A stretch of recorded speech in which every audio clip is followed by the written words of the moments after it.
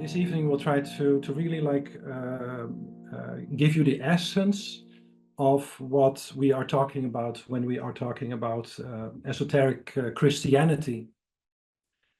So we hope that by the end of this evening that you have a deeper understanding of what esoteric Christianity is about, or that your understanding has got a new aspect. So while next week we thought of going deeper into the sevenfold path of self-initiation that is found in a lot of esoteric Christianity. But before we really go into esoteric Christianity, it can be good to look what esoteric Christianity is in relation to exoteric Christianity. So we have the esoteric, the inner Christianity, and the outside Christianity, you could almost say.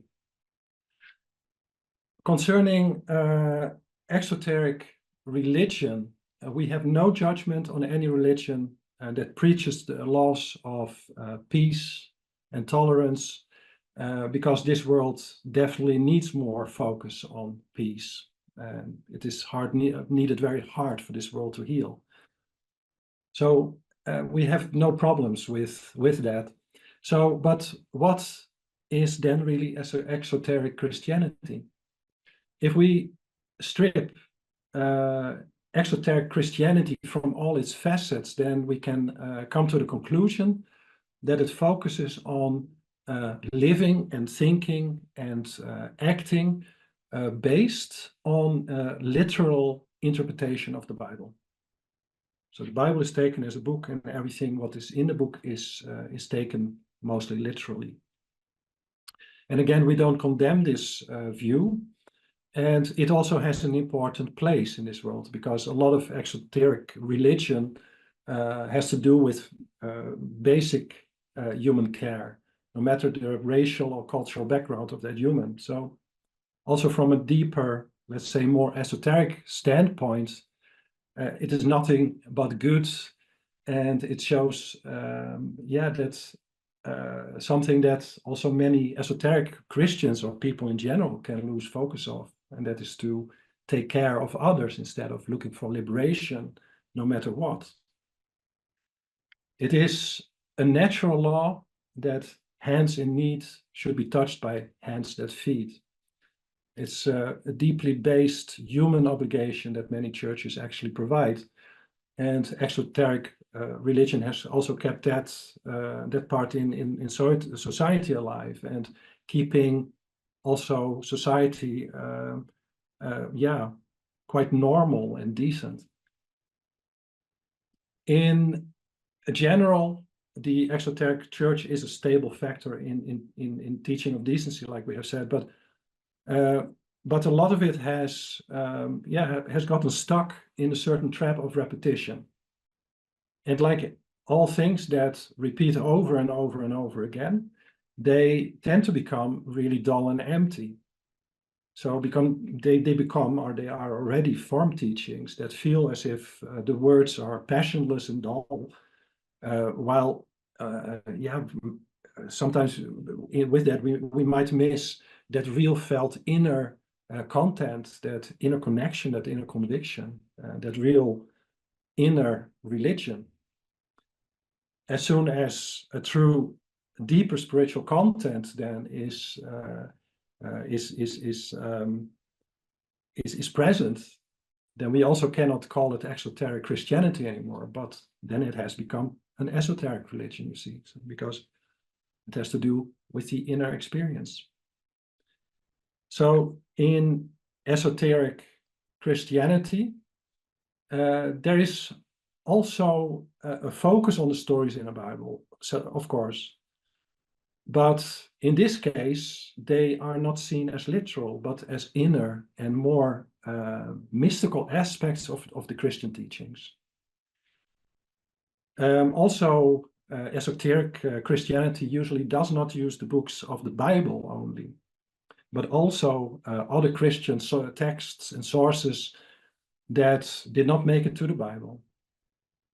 And what we actually like to say above all is that in esoteric Christianity, one does not stare blind on the texts. The texts are the inspirations that try to show something that is completely beyond our normal comprehension.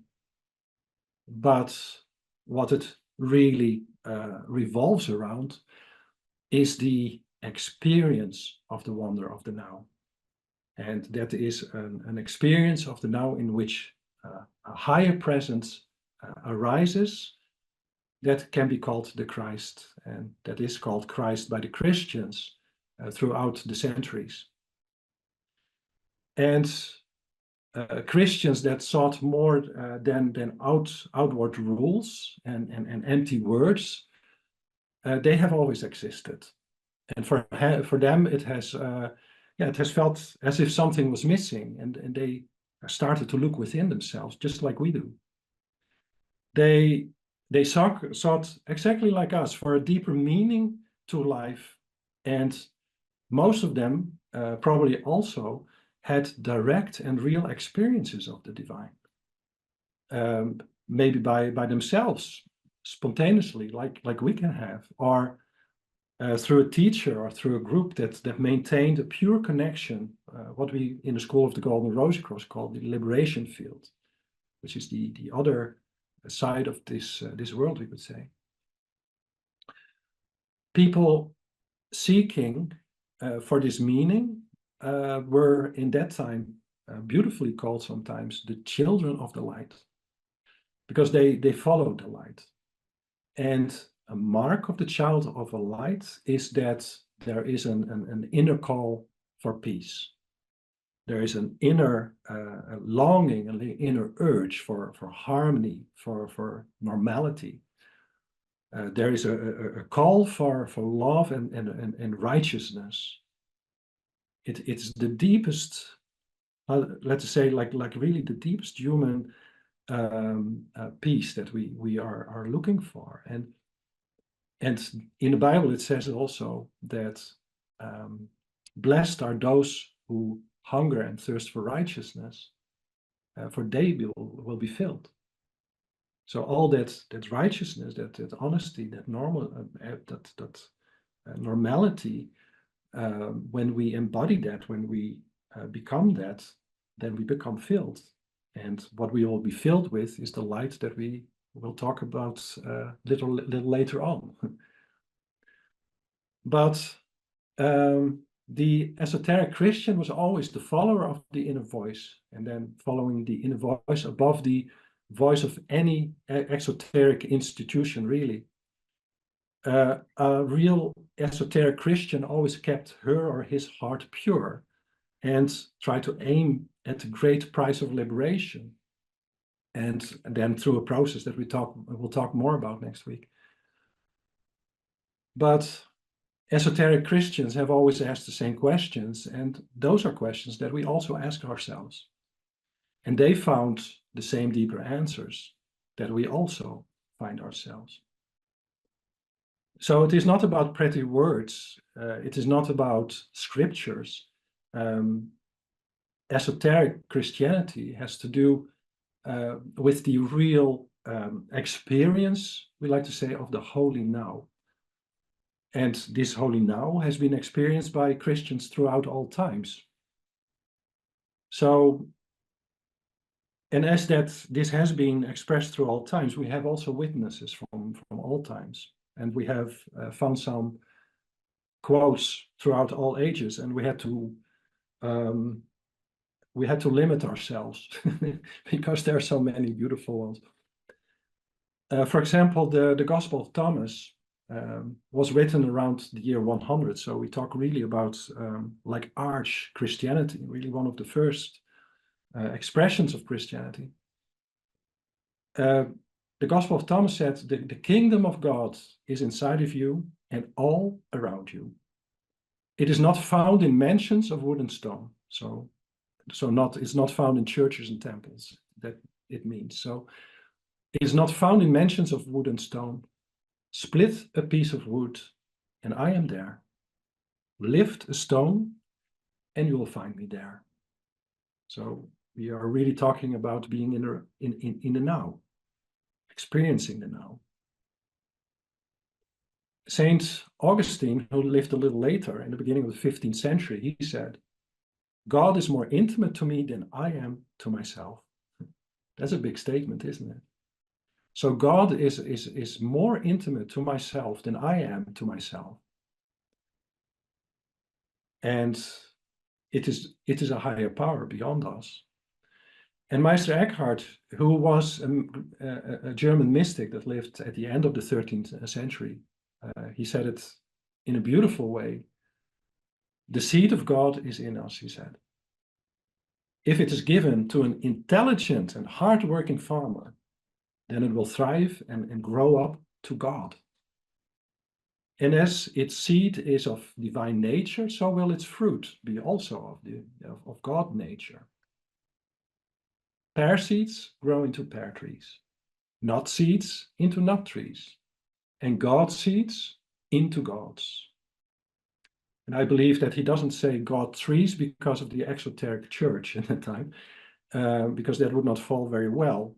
But he clearly knew that we all are the representation of the tree of life that comes from that eternal seed that he's speaking about. In the Renaissance, so in the 16th century, the mystic St. John of the Cross, he said, wise words for us, really. It's the best to learn silence the faculties. So that means the thinking and the feelings. So it's best to learn to silence the faculties, to cause them to be still, so that God may speak. This has been a message that has been around for thousands of years because it is inherent to our nature, and this liberation, this power of liberation comes when we become silent. Edward Maitland, from the 19th century, he said, the kingdom of heaven is within us, and we enter it by entering it by coming to know ourselves as we are, children of the divine, living within the divine, and able to manifest the divine in every moment. And we would like to finish these quotes with Thomas Merton, who was an American Trappist monk from the middle of the last century.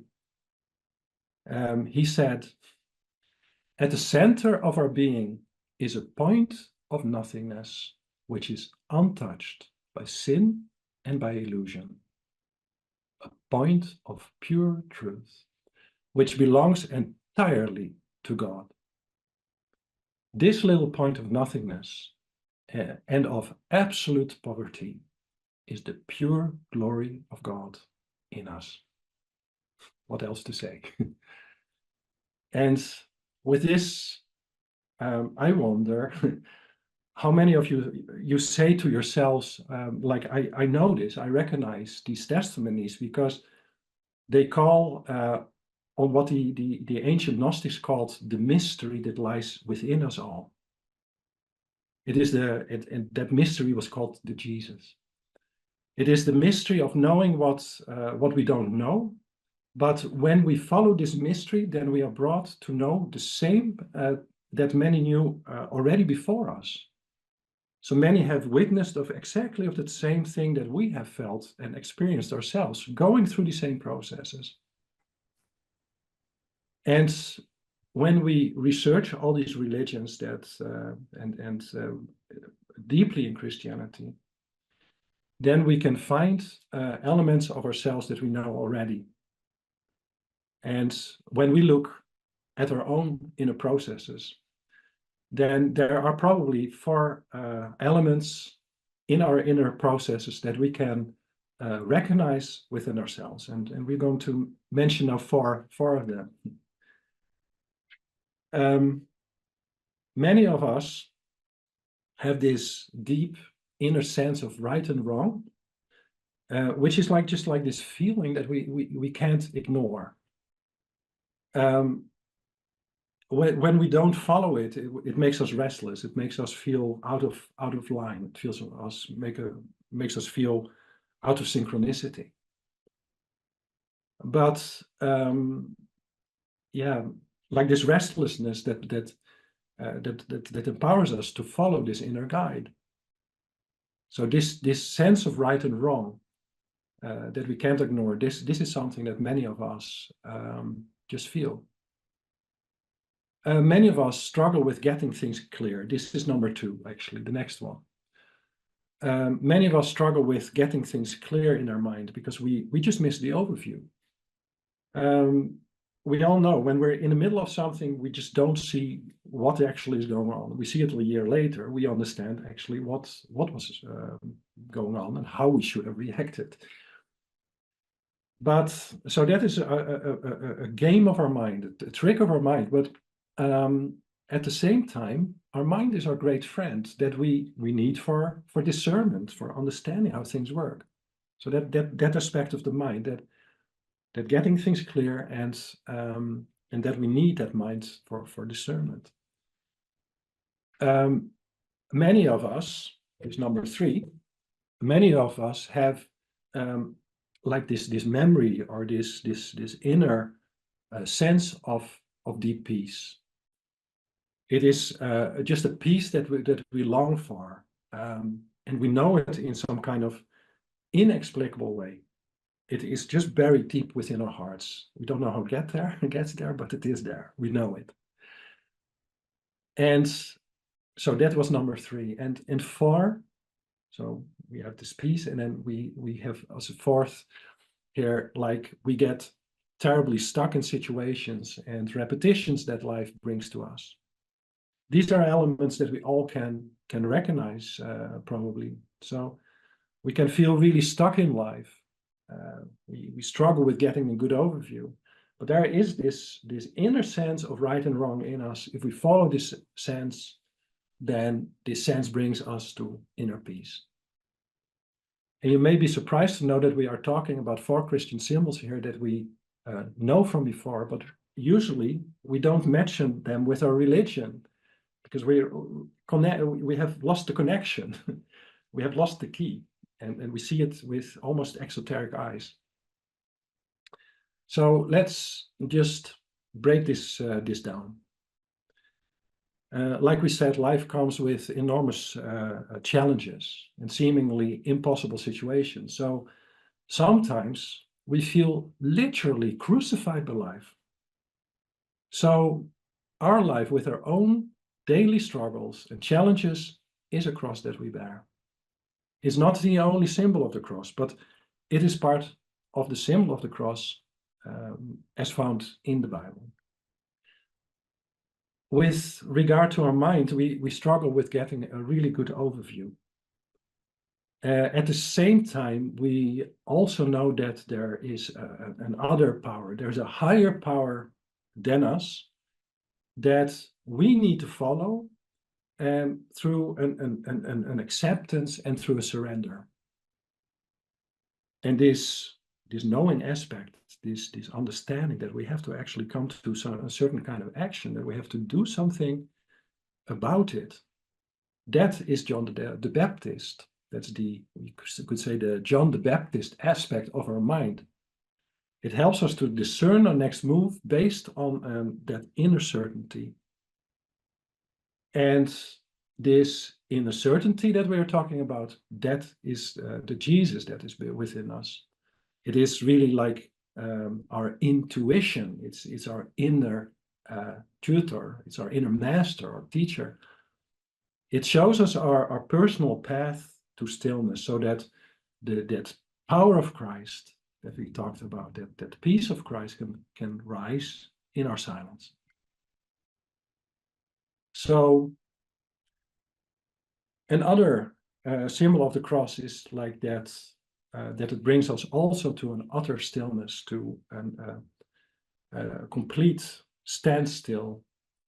And in the Bible, after the crucifixion, we are raised from a state of death to a living state of endless peace. And for arriving at this absolute peace, like an inner journey is required that runs via different self-initiations, which is something that we will talk about next week. But to reveal a little bit about what that revolves around, we can already say that it is about the birth, the baptism, that these stages, like the third stage, is the temptation in the desert, then the fourth, the transfiguration, and the crucifixion, the resurrection, and ascension. So these are stages like that we find in the Bible, but these are also stages of initiation that we find back in many esoteric Christian traditions. And because these are such prominent stages, we will dive a little bit deeper into this next week. So we mentioned now some symbols, but in early Christianity, there was also some other there were some other figures that didn't quite make it to the Bible. And we have, as an example, the Sophia. You might be surprised to know that the Sophia, which means wisdom, was seen as a feminine figure. And the Sophia was prominent as prominent in early Christianity as Jesus was. They were seen as a couple. They were equally important. Many of us might not even have heard of the Sophia.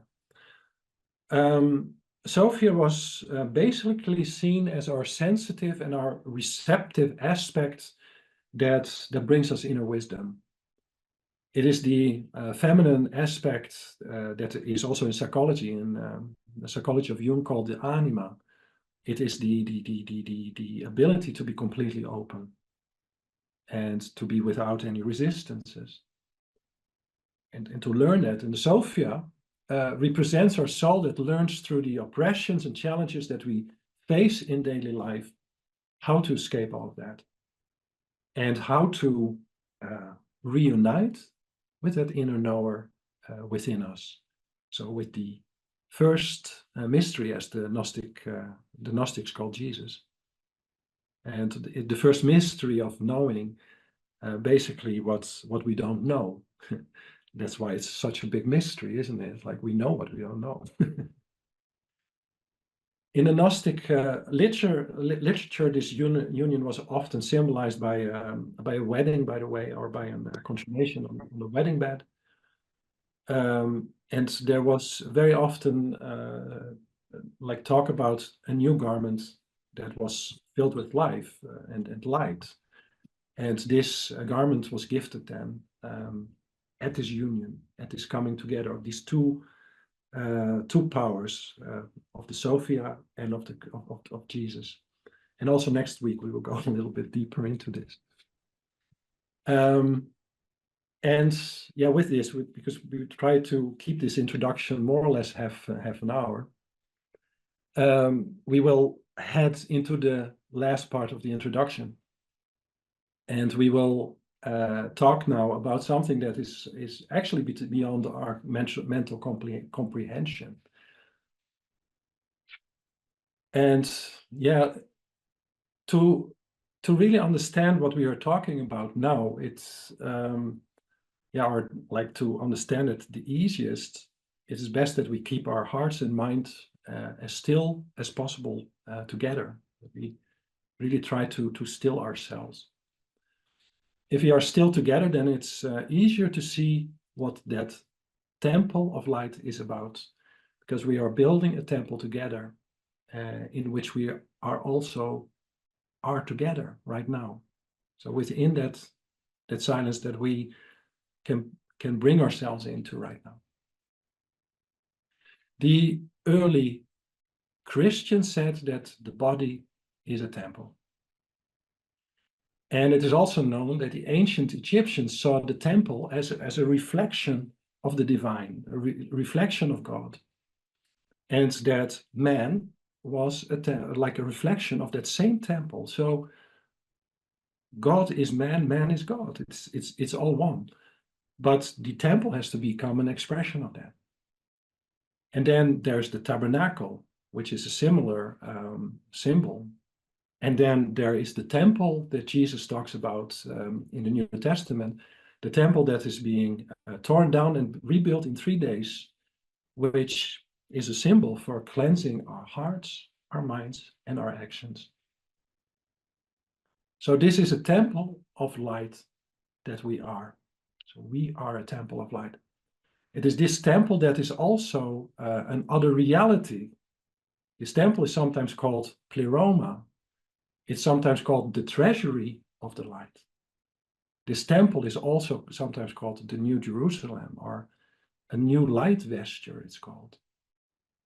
And it might be confusing to call it a light vesture, but at the same time a temple.